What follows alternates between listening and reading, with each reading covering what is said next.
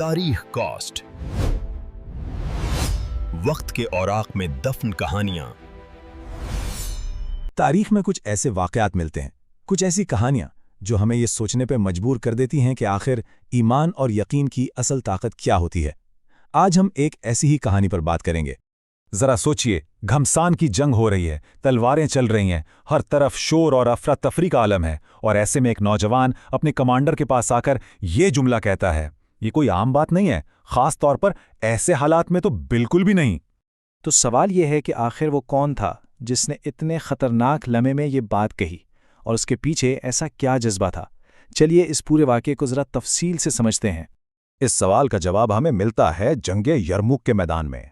ये तारीख की सबसे फैसलाकुन जंगों में से एक थी, जहां हर तरफ कशीदगी और गैर यकीनी का माहौल था, और इसी अफरा तफरी के बीच ये हैरानकुन वाक़या पेश आया। हुआ कुछ यूं कि रूमी फौज ने एक खास हिकमत अमली अपनाई जिसे शबे खून कहते हैं, यानी उन्होंने सुबह सवेरे मुंह अंधेरे इस्लामी लश्कर पर अचानक हमला कर दिया, एक ऐसे वक्त पर जब कोई भी लड़ाई के लिए तैयार नहीं था। ये एक बहुत ही नाजुक लम्हा था। लेकिन इसी अफरा तफरी के आलम में हज़रत खालिद बिन वलीद रज़ी अल्लाह अन्हु ने कमाल की तेज़ी दिखाई। उन्होंने फ़ौरन तकरीबन 500 घुड़सवारों का एक दस्ता तैयार किया और रूमियों के हमले के सामने एक दीवार की तरह खड़े हो गए। अच्छा, इस ज़बरदस्त हिकमत अमली का फ़ायदा ये हुआ कि बाकी की इस्लामी फ़ौज को संभलने और तैयारी करने का वो कीमती वक्त मिल गया जिसकी इस लम्हे सबसे ज़्यादा ज़रूरत थी। लेकिन बात यहीं ख़त्म नहीं हुई। इस इब्तिदाई हमले को रोकने के बावजूद सूरत-ए-हाल और भी ज़्यादा संगीन हो गई। रूमियों ने अपनी मदद के लिए मज़ीद फ़ौज बुला ली, और अब उनकी तादाद मुसलमानों के मुकाबले में कई गुना ज़्यादा हो चुकी थी, यानी मुकाबला अब बिल्कुल गैर मुसावी लग रहा था। तो अब वापस चलते हैं उसी नौजवान की तरफ जिसने अपने कमांडर हज़रत अबू उबैदा बिन जर्राह रदी अल्लाह अन्हु से वो हैरान कर देने वाली बात कही थी। इस नौजवान ने असल में ये कहा था।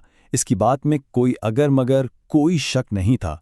इसे इस बात का पुख्ता यकीन था कि वो अभी लड़ाई में शहीद हो जाएगा और सीधा अल्लाह के रसूल सल्लल्लाहु अलैहि वसल्लम की खिदमत में हाजिर हो जाएगा। आप सोचिए, ये सिर्फ कोई ख्वाहिश नहीं थी, ये एक ठोस यकीन था।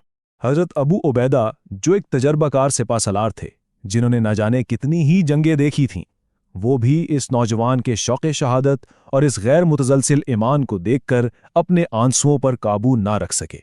ये इस बात का सबूत है कि इस नौजवान के अल्फाज में कितनी सच्चाई और कितनी ताकत थी। हज़रत अबू उबैदा का जवाब भी इतना ही पुरअसर था। ये सिर्फ लड़ने की इजाज़त नहीं थी, बल्कि ये एक पैगाम था जो इस दुनिया से एक ऐसे शख्स को दिया जा रहा था जिसके बारे में उन्हें यकीन था कि वो एक इलाही मुलाकात के लिए जा रहा है। और बस फिर क्या था, अपने कमांडर की इजाज़त और दुआ लेकर कबीला अज़द का वो नौजवान सीधा मैदान जंग की तरफ दौड़ पड़ा, जहां उसका आखिरी मुकाबला होना था। उस जमाने के रिवाज के मुताबिक उसने मैदान में जाकर दुश्मन को ललकारा। एक के बाद एक रूमी फौज के 4 जंगजू उसके मुकाबले पर आए और चारों ही उसके हाथों मारे गए। अब इस नौजवान की बहादुरी देखकर रोमियों ने सोचा कि इसे हराना जरूरी है, तो उन्होंने अपना एक सबसे तजुर्बाकार और मशहूर जंगजू मुकाबले के लिए भेजा। ये एक तरह से आखिरी और फैसलाकुन मुकाबला था, और इसी आखिरी मुकाबले में इस नौजवान की वो ख्वाहिश पूरी होने वाली थी जिसका उसने इतने पुख्ता यकीन के साथ इजहार किया था। और हुआ भी यही। इस रूमी चैंपियन के हाथों वो नौजवान मुजाहिद शहीद हो गया। जिस ख्वाहिश का उसने इतने यकीन से अपने कमांडर के सामने जिक्र किया था, वो ख्वाहिश पूरी हो गई। इसकी नज़र में ये कोई शिकस्त नहीं थी, बल्कि ये तो मंजिल का मिल जाना था। ये पूरी कहानी हमें एक बहुत गहरे सवाल के पास छोड़ जाती है कि आखिर यकीन की वो कौन सी मंजिल है जहां मौत भी शिकस्त नहीं लगती, बल्कि एक बहुत बड़ी कामयाबी महसूस होती है। और इस दर्जे की कुर्बानी का असल मतलब क्या है? तारीख कॉस्ट, वक्त के औराक में दफन कहानियां।